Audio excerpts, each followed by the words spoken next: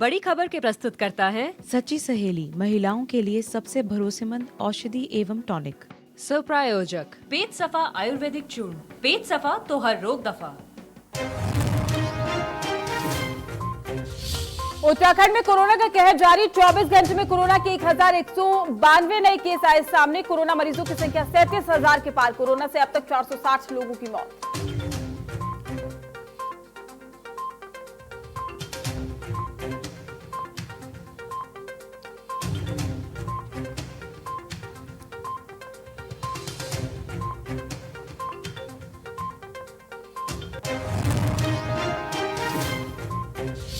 Trivendra cabinet की बैठक में 32 प्रस्तावों पर मुहर। पीडब्ल्यूडी में संविदा कर्मियों को बड़ा तोहफा, वेतन 15,000 से बढ़ाकर 24,000 देने का निर्णय। नर्सिंग भर्ती की नियमावली को मिली कैबिनेट की मंजूरी।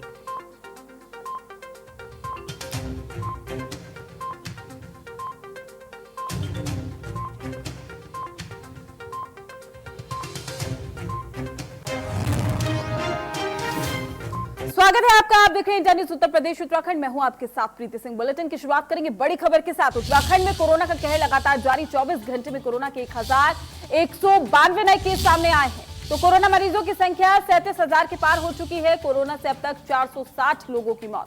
तेजी से आंकड़ों में इजाफा देखने को मिल रहा है। उत्तराखंड में कोरोना का कहर जारी है। 24 घंटे में कोरोना के 1192 नए केस सामने आ चुके हैं। कोरोना मरीजों की संख्या 37,000 को भी पार कर गई है।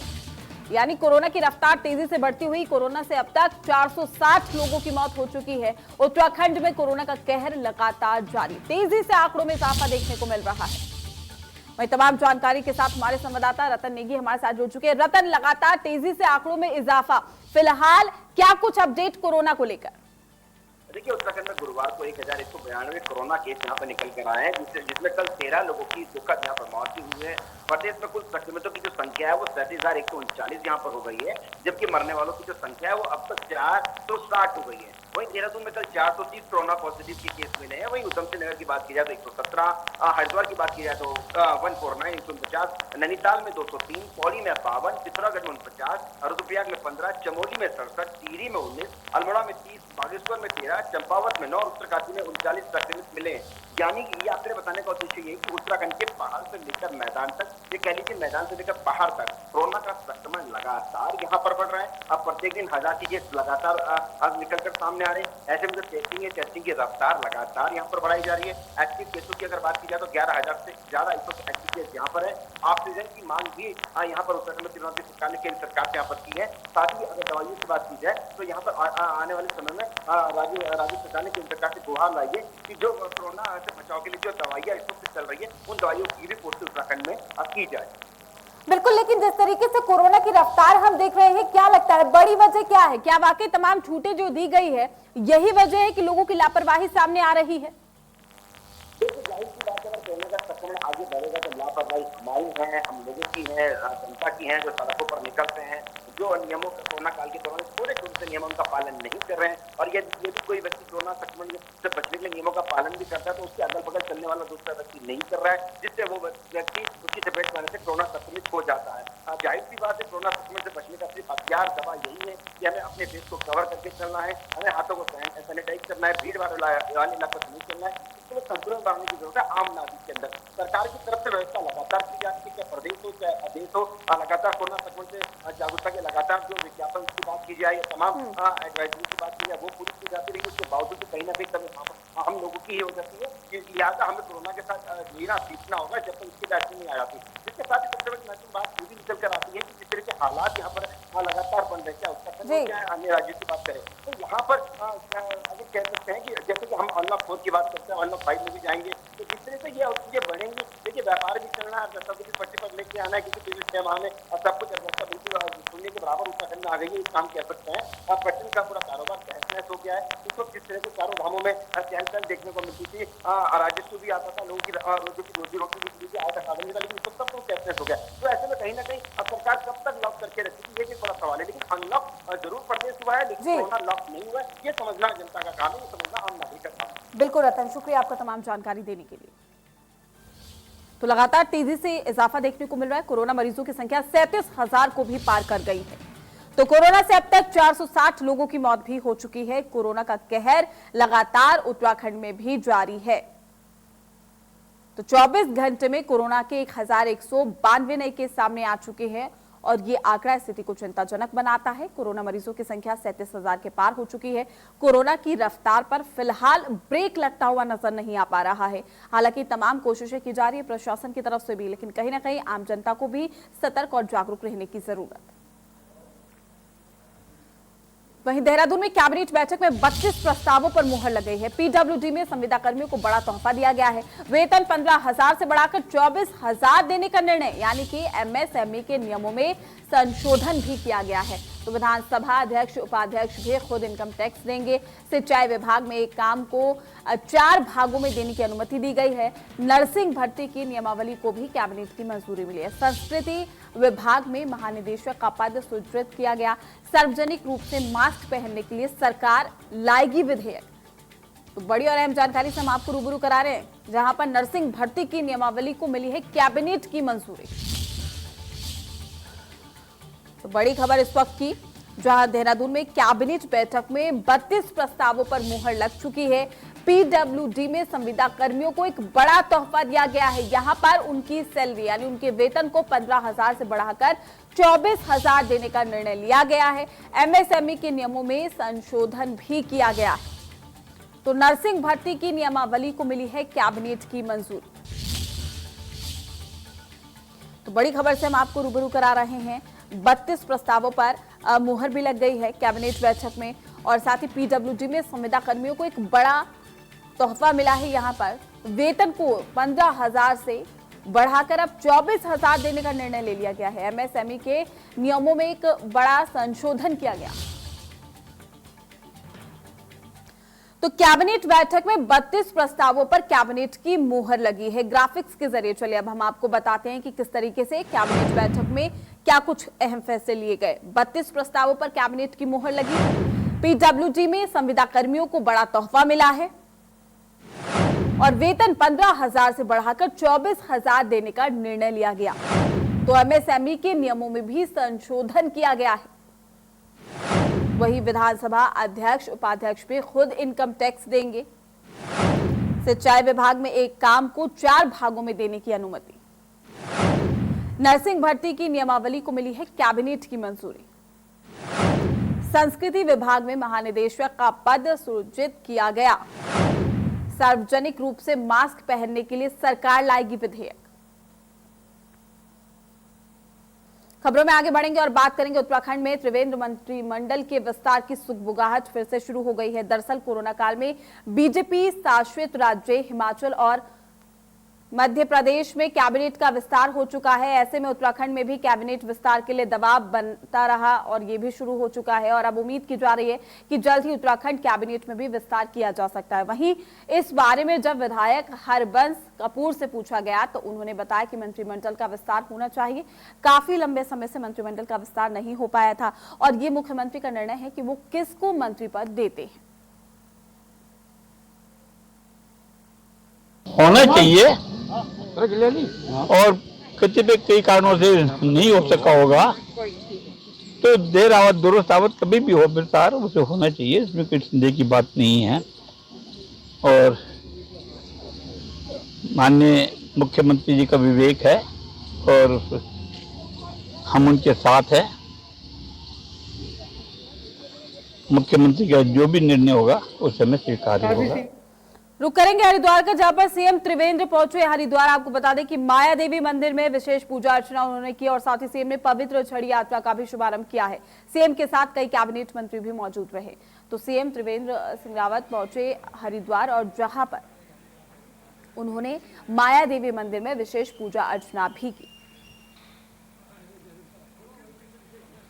तो सीएम ने पवित्र छड़ी यात्रा का भी शुभारंभ किया है। हरिद्वार वो पहुंचे थे, विधि विधान के साथ यहां पर पूजा अर्चना की और साथ ही पवित्र छड़ी यात्रा का शुभारंभ किया। सीएम के साथ कई कैबिनेट मंत्री भी इस दौरान मौजूद रहे।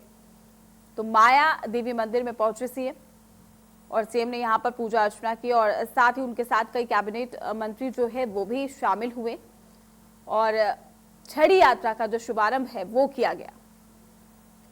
और उसी दौरान की तस्वीरें जिस दौरान मंदिर में पहुंचे थे पवित्र छड़ी यात्रा का यहां पर शुभारंभ भी किया गया। तो माया देवी मंदिर में पहुंचे थे सीएम त्रिवेंद्र। तो सीएम के साथ कई कैबिनेट मंत्री भी मौजूद रहे और विधि विधान के साथ यहां पर पुजारियों ने पूजा पाठ कराई। हरिद्वार वो पहुंचे थे और माया देवी मंदिर में विशेष पूजा अर्चना भी की गई।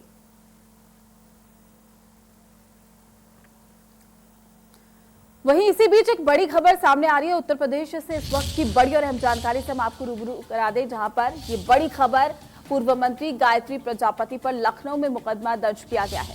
बड़ी और अहम जानकारी से हम आपको रूबरू करा रहे। गायत्री की कंपनी डायरेक्टर ने दर्ज कराया है ये मुकदमा और साथ ही बेटा अनिल प्रजापति रेप पीड़िता भी एफआईआर में नामजद।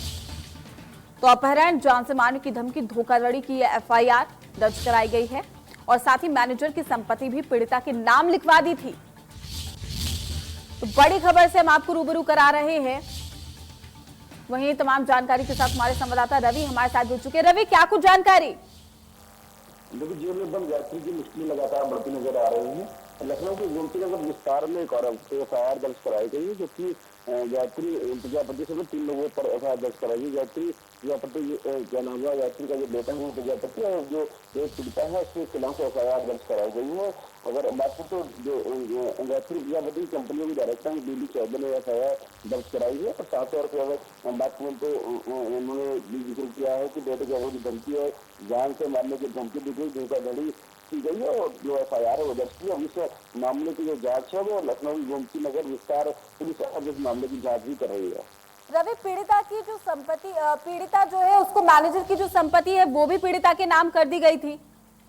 लेकिन तमाम सारे ऐसे आरोप लगाए गए हैं कि सुप्रीम की जो रेप पीड़िता है के नाम दर्ज हुई बरामद संपत्ति जो मैनेजर बीडी चौबे के जरिए गायत्री में जो कार्रवाई की रजिस्ट्री और रेप पीड़िता के नाम। उसके अलावा अगर बात करें तो गायत्री ने अपने मैनेजर की संपत्ति वो भी लिखवा दी थी। तमाम सारे आरोप है, धमकी का आरोप है, मैनेजर की संपत्ति की कीमत बताई तो गायत्री जो रवि, यानी कि सीधे तौर पर कहा जा सकता है कि अब मुश्किलें और भी ज्यादा बढ़ती हुई नजर आ रही है। लगातार जिस तरीके से एफआईआर दर्ज हुई है, अगर बात करें तो पहले विभूतिगंज थाने में एफआईआर दर्ज होती है, उसके बाद फिर अभी एक एफआईआर और गाजीपुर थाने में एफआईआर दर्ज हुई, उसके बाद फिर अभी गोमतीगंज विस्तार में एफआईआर दर्ज हुई। तो एक के बाद लगातार जिस तरीके से गायत्री को लेकर एफआईआर दर्ज हो रही है, कहीं ना कहीं मुश्किलें हैं वो जरूर बढ़ रही है। गाजीपुर थाने में एफआईआर की जाँच हो रही थी जो कि वकील ने कराई थी, उसके बाद अभी जो एक और एफआईआर दर्ज कराई गई है गोमतीनगर विस्तार में, उसकी भी जांच पुलिस करेगी। साफ तौर पर जो माना जा रहा है जिस तरीके से गायत्री की मुश्किलें हैं वो लगातार बढ़ती हुई नजर भी आ रही हैं। बिल्कुल, शुक्रिया आपका तमाम जानकारी देने के लिए। तो बड़ी खबर से हम आपको रूबरू करा दें। पूर्व मंत्री गायत्री प्रजापति पर लखनऊ में मुकदमा दर्ज किया गया है। वहीं राष्ट्रीय स्वास्थ्य मिशन उत्तराखंड द्वारा उप जिला चिकित्सालय मसूरी में 5 बेड के आईसीयू की स्थापना कार्य का शिलान्यास और साथ ही मसूरी विधायक गणेश जोशी ने इसका शिलान्यास किया है। और उस मौके पर विधायक गणेश जोशी द्वारा मुख्यमंत्री त्रिवेंद्र सिंह रावत का धन्यवाद व्यक्त करते हुए कहा गया कि मुख्यमंत्री लगातार प्रदेश विकास के लिए काम कर रहे हैं। मसूरी के स्वास्थ्य सुविधाओं को बेहतर किए जाने को लेकर भी लगातार काम किया जा रहा है। पूर्व में करीब 45 लाख रुपए के इक्विपमेंट्स अस्पताल को ओएनजीसी के माध्यम से दिए गए और साथ ही 8.5 लाख रुपए की एक्सरे मशीन अस्पताल में लगाई जाएगी। लेकिन उन्होंने ये भी कहा कि जल्द ही अस्पताल में अल्ट्रासाउंड की सुविधा भी मिलने लगेगी। उन्होंने कहा कि वर्तमान परिप्रेक्ष्य में आईसीयू का होना बहुत जरूरी है। तो विधायक ने किया है स्थापना कार्य का शिलान्यास, जहां पर विधायक गणेश जोशी ने सीएम का आभार भी व्यक्त किया और तमाम जो सुविधाएं हैं वो इस अस्पताल में दी जाएगी। अस्पताल में जल्द अल्ट्रासाउंड की सुविधा भी देखने को मिलेगी।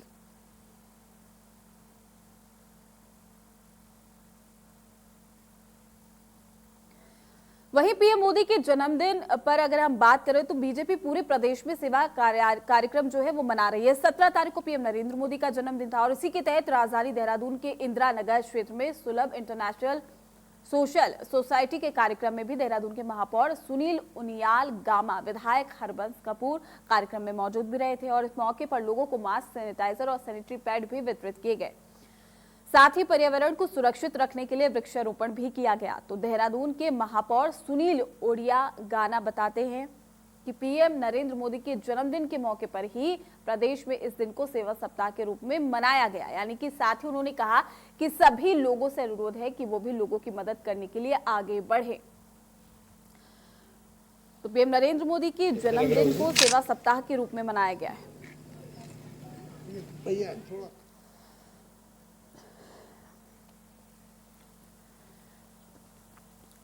तो 17 सितंबर को पीएम नरेंद्र मोदी यानी कि कल पीएम नरेंद्र मोदी का जन्मदिन था। हालांकि बीजेपी 7 दिनों तक ये सेवा सप्ताह मनाएगी और इसी कड़ी में वृक्षारोपण भी किया गया।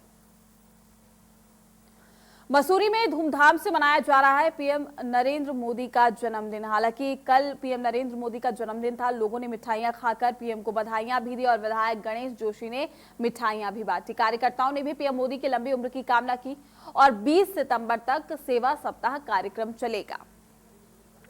तो धूमधाम से पीएम नरेंद्र मोदी का जन्मदिन मनाया गया। विधायक गणेश जोशी ने मिठाइयां भी बांटी। कार्यकर्ताओं ने पीएम मोदी की लंबी उम्र की कामना की। तो लोगों को स्वच्छता के प्रति जागरूक भी किया है और 20 सितंबर तक सेवा सप्ताह मनाया जाएगा। रुड़की के डेवी डिग्री कॉलेज के बाहर प्रधानमंत्री नरेंद्र मोदी के जन्मदिन के मौके पर एनएसयूआई और यूथ कांग्रेस ने पकौड़े तलकर सरकार का विरोध भी जाहिर किया और एनएसयूआई जिला अध्यक्ष सचिन चौधरी ने पकौड़े तलते हुए कहा कि मोदी सरकार जब से अस्तित्व में आई थी तो प्रति वर्ष 2 करोड़ लोगों को रोजगार देने की बात की थी, पर रोजगार तो दूर उल्टे युवाओं को पकौड़े तलने की सलाह दे दी गई है और इससे देश के युवाओं में भारी रोष है और इस दिवस को पकौड़े तल के मनाया जा रहा है। प्रधानमंत्री नरेंद्र मोदी ने प्रत्येक साल 2 करोड़ लोगों को रोजगार देने का आश्वासन दिया था, लेकिन आज बेरोजगारों को रोजगार मिलने की वजह बेरोजगारी हासिल हो रही है। उन्होंने ये भी कहा कि प्रधानमंत्री नरेंद्र मोदी ने कहा था कि पकौड़े तलना भी एक रोजगार है, इसलिए बेरोजगार युवा पकौड़े तलने को मजबूर है। तो बेरोजगार युवा पकौड़े तलने को मजबूर है, एनएसयूआई ने कहा। पीएम नरेंद्र मोदी के जन्मदिन के मौके पर इन लोगों ने ये अपना विरोध जो है इस अंदाज में प्रकट किया। हरिद्वार में पीएम मोदी के जन्मदिन पर हवन भी किया गया। कार्यकर्ताओं ने भीमगोड़ा स्थित गंगा घाट में पूजा अर्चना की। कार्यकर्ताओं ने पीएम के लिए लंबी उम्र की कामना भी की, यानी कि कार्यकर्ताओं ने गिनाए पीएम नरेंद्र मोदी की उपलब्धियों को। तो पीएम नरेंद्र मोदी के जन्मदिन के मौके पर पूजा पाठ हवन तमाम चीजें की गई और कार्यकर्ताओं ने भीमगोड़ा स्थित गंगा घाट में पूजा अर्चना की, पीएम नरेंद्र मोदी की लंबी उम्र की कामना की।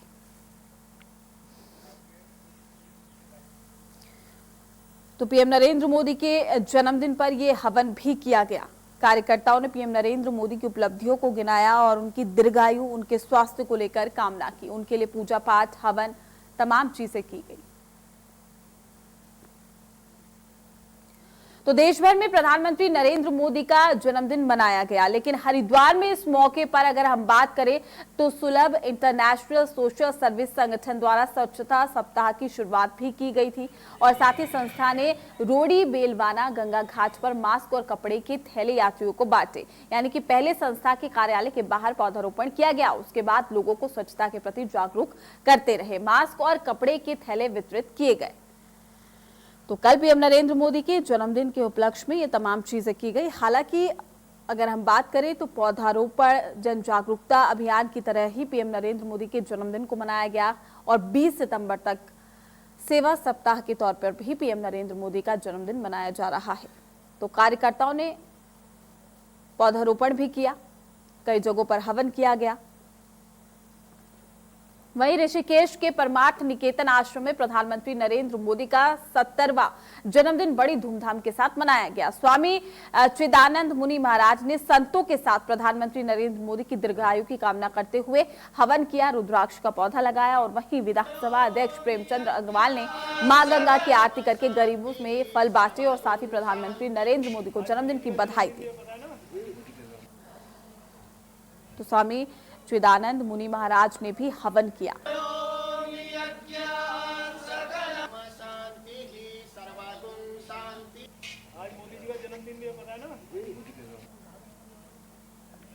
तो विधानसभा अध्यक्ष ने गरीबों को फल भी बांटे और साथ ही हवन किया गया। पीएम मोदी की दीर्घायु की कामना की गई। उत्तराखंड में तेजी से कोरोना संक्रमण बढ़ रहा है। न केवल स्वास्थ्य विभाग बल्कि व्यापारी लोगों की भी चिंता बढ़ा दी है। अब दून उद्योग व्यापार मंडल ने भी शनिवार रविवार को बाजार लॉकडाउन करने का फैसला लिया है। तो वहीं देहरादून के महापौर सुनील उनियाल गामा ने भी कहा है कि उन्होंने भी मुख्यमंत्री और देहरादून की जिलाधिकारियों से इस बाबत बात की है और वो भी चाहते हैं कि व्यापारी जो लोग हैं जो बात करते हैं वो सही है और बाजार 2 दिनों के लिए पूर्ण तरीके से बंद रहना चाहिए। लोगों की आवाजाही भी बंद होनी चाहिए ताकि नगर निगम पूरे शहर को सैनिटाइज कर सके। और साथ ही कैंट क्षेत्र के विधायक हरबंस कपूर का ये भी कहना है कि सरकार इस फैसले पर जो निर्णय लेगी उसको जनता का पालन करना चाहिए और लोगों को कोरोना से बचने के लिए सतर्क रहने की जरूरत है।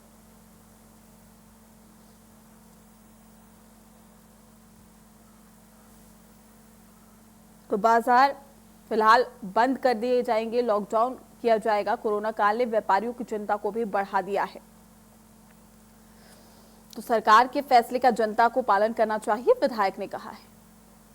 जंगली जानवरों की रोकथाम के लिए सरकार की ओर से कई योजनाएं चलाई जा रही है जिसमें आमजन को कोई नुकसान ना हो सके। लेकिन वहीं दूसरी ओर देखा जाए तो सरकार की योजना है जो केवल कागजों तक ही सीमित है, जिसका नतीजा श्रीनगर विधानसभा में देखने को भी मिला है, जहां पर एक व्यक्ति अपने घर के बाहर टहल रहा था। इसी दौरान घात लगाए बैठे हैं भालू ने हमला कर दिया। हमले में व्यक्ति बुरी तरह से घायल हो गया। परिजनों ने घायल को आनन फानन में अस्पताल में भर्ती कराया, जहां डॉक्टर्स ने मरीज की गंभीर स्थिति को देखते हुए पौड़ी रेफर कर दिया है। तो भालू ने युवक पर यह हमला किया है। हल्द्वानी में पेयजल संकट से जनता परेशान है। वजह है गोला बैराज यानी कि Sheesh Mahal water filter plant को जाने वाली नहर का जगह जगह टूट जाना। बताया जा रहा है कि इस नहर में जगह जगह लीकेज आ गए थे, जिससे पेयजल आपूर्ति प्रभावित हो रही थी। और जल संस्थान के अधिशासी अभियंता के मुताबिक जब गौला नदी का जल स्तर 50 से 55 क्यूसेक आ जाता है तब नहर लीकेज की वजह से पर्याप्त पानी फिल्टर प्लांट को नहीं मिल पाता, जिसे देखते हुए इस नहर को सिंचाई विभाग की ओर से रिपेयर किया जा रहा है और इसके लिए 2 दिन का शटडाउन जल संस्थान से मांगा भी गया है। यानी कि पेयजल सप्लाई के ठप होने से 12 सरकारी और अन्य प्राइवेट टैंकरों से शहर के अनेक इलाकों में पेयजल आपूर्ति की जा रही है। जल संस्थान के कंट्रोल रूम का भी नंबर जारी किया गया है, जिस पर आम जनता की शिकायत आने के बाद टैंकर को स्थान के लिए रवाना कर दिया जाएगा जहां पर इसकी जरूरत होगी।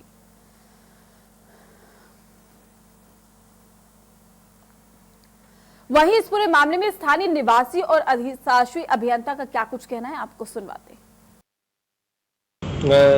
हमारा जो गोला बैराज से एक कैनाल फीडर कैनाल से पानी मिलता था, उस फीडर कैनाल के लिए मरम्मत का पैसा डीएम सर ने सिंचाई विभाग को दिया था, क्योंकि ये मरम्मत कराई जानी बहुत ज़रूरी थी। क्योंकि जब गोला बैराज में पानी 45 और 50 क्यूसेक रह जाता है उस टाइम जल संस्थान को 30 क्यूसेक पानी की आवश्यकता होती है। उस समय ये जो लीकेजेस है नहर में ये इतने ज़्यादा होते हैं कि वो पर्याप्त पानी जल संस्थान को नहीं मिल पाता। इस साल तो ये दिक्कत नहीं आई, लेकिन आने वाले सालों में और पीछे के सालों में ये दिक्कत रही थी। तो इसके लिए 2 दिन का शटडाउन सिंचाई विभाग ने हमसे मांगा है, जिसमें वो कंक्रीट बेड जो है विभिन्न स्थलों पर उस कैनाल में करेंगे। हरिद्वार में विकास प्राधिकरण का कार्यालय सील कर दिया गया है। कार्यालय को 4 दिन के लिए सील किया गया है और साथ ही सचिव हरबीर सिंह के बाद एक लेखा लिपिक कोरोना संक्रमित पाया गया, यानी कि दीपक रावत ने 4 दिन कार्यालय बंद करने के आदेश दिए हैं। बड़ी और अहम जानकारी से हम आपको रूबरू करा रहे हैं। हरिद्वार में एक दिन में कोरोना के 226 नए मामले सामने आ चुके हैं। तो दीपक रावत ने दिए हैं 4 दिन कार्यालय बंद करने के आदेश। बड़ी और अहम जानकारी, हरिद्वार में एक दिन में कोरोना के 226 नए मामले सामने आए। तो हरिद्वार में भी आंकड़ों में इजाफा देखने को मिल रहा है। विकास प्राधिकरण का कार्यालय सील कर दिया गया है। तो कार्यालय को 4 दिन के लिए किया गया है सील। बड़ी और अहम जानकारी से हम आपको रूबरू करा रहे हैं। इस वक्त की सचिव हरबीर सिंह के बाद एक लेखा लिपिक कोरोना संक्रमित पाया गया। तो दीपक रावत ने दिए हैं 4 दिन कार्यालय बंद करने के निर्देश। तो हरिद्वार में एक दिन में कोरोना के 226 नए मामले सामने आए। तो उत्तराखंड में कोरोना का कहर भी लगातार जारी है। 24 घंटे में कोरोना के 1540 नए केस सामने आ चुके हैं। कोरोना मरीजों की संख्या 35,947 के पार पहुंच चुकी है। प्रदेश में एक्टिव मरीजों की संख्या 11,000 है। कोरोना से अब तक 447 लोगों की मौत भी हो चुकी है। तो लगातार तेजी से इजाफा देखने को मिल रहा है। कोरोना मरीजों की संख्या 35,947 के पार। तो प्रदेश में एक्टिव मरीजों की संख्या 11,000 पहुंच चुकी है। उत्तराखंड में कोरोना का कहर लगातार जारी है। कोरोना से अब तक 447 यह आंकड़ा पहुंचा है और साथ ही उत्तराखंड में कोरोना का कहर तेजी से रफ्तार कोरोना की बढ़ती हुई दिखाई दे रही है। 24 घंटे में 1540 नए केस सामने आए। कोरोना मरीजों की संख्या 35,947 के पार और वहीं प्रदेश में एक्टिव मरीजों की संख्या 11,000 है। यानी कि अगर हम प्रदेश की बात करें तो कोरोना से अब तक 447 लोगों की मौत भी हो चुकी है। तो उत्तराखंड में भी कोरोना का कहर लगातार जारी है। 24 घंटे का आंकड़ा जो है वाकई स्थिति को चिंताजनक बनाता है और तमाम कोशिशें प्रशासन की तरफ से की जा रही है। स्वास्थ्य सुविधाओं को बेहतर किया जा रहा है, लेकिन बावजूद उसके आंकड़ों में इजाफा देखने को मिल रहा है। हालांकि लोगों से भी अपील की जा रही है कि वो तमाम चीजों पर ध्यान दें और साथ ही बचाव के साथ आगे बढ़ें, क्योंकि कोरोना को हराना है। लेकिन कोरोना की संख्या की अगर हम बात करें, 24 घंटे में कोरोना के 1540 नए केस सामने आ चुके हैं। अब सैंपलिंग की जो संख्या है उसको भी बढ़ाया गया है, लेकिन बावजूद उसके कोरोना की रफ्तार पर ब्रेक लगता हुआ नजर नहीं आ रहा। प्रदेश में एक्टिव मरीजों की संख्या में भी इजाफा हुआ है। वहीं इसी बीच रुक करेंगे लखनऊ की ओर। लखनऊ से इस वक्त की बड़ी और अहम जानकारी सामने आ रही है। इस वक्त की बड़ी खबर से हम आपको रूबरू करा दें। लखनऊ से आप सांसद संजय सिंह की मुश्किलें बढ़ गई हैं। तो हजरतगंज थाने में संजय सिंह पर एफआईआर दर्ज की गई है। संजय सिंह पर राजद्रोह की धारा में केस दर्ज किया गया है। तो जातिवादी भावना भड़काने और आईटी एक्ट में यह केस दर्ज किया गया है। बड़ी और अहम जानकारी, पुलिस ने संजय सिंह को 20 सितंबर को पेशी के लिए बुलाया है। बड़ी खबर से हम आपको रूबरू करा रहे हैं इस वक्त की।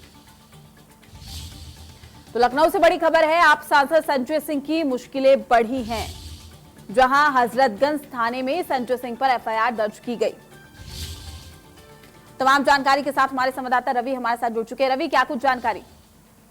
संजय सिंह के खिलाफ 2 सितंबर को जातिवादी भावना भड़काने को लेकर 501 और आईटी एक्ट समेत अन्य धाराओं में मुकदमा जो है वो हजरतगंज पुलिस ने दर्ज किया था। साफ तौर पर अगर बाकी उत्तर प्रदेश की जातिगत सर्वे कराकर कानूनी पेश में जो है वो संजय सिंह का फंसते नजर आ रहे हैं। साफ तौर पर लखनऊ हजरतगंज थाने में जो एफआईआर जो है वो राजद्रोह की धारा में के साथ में एक ही नोटिस जो है वो दी गई। संजय सिंह को 20 सितंबर को आना है और अपना जो कह सकते हैं जो बुलाया गया, उसके बाद फिर उनका बयान है वो होगा। और साफ तौर पे अगर बात करें तो अब लगातार इस मामले की जो पुलिस है वो जांच करेंगे। लगातार आम आदमी पार्टी की तरफ से जिस तरीके संजय सिंह लगातार उत्तर प्रदेश में बयानबाजी करते रहे, उसको लेकर कि अगर कहीं ना कहीं अब ये कह सकते हैं संजय सिंह की मुश्किलें जरूर बड़ी हैं। अब ये देखना होगा कि अब आगे की तस्वीर क्या निकल कर आती है। शुक्रिया आपका तमाम जानकारी देने के लिए।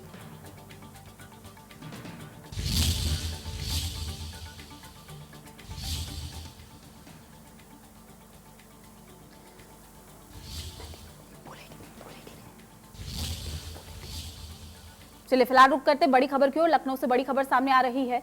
आपको बता दें इस वक्त की बड़ी और अहम जानकारी।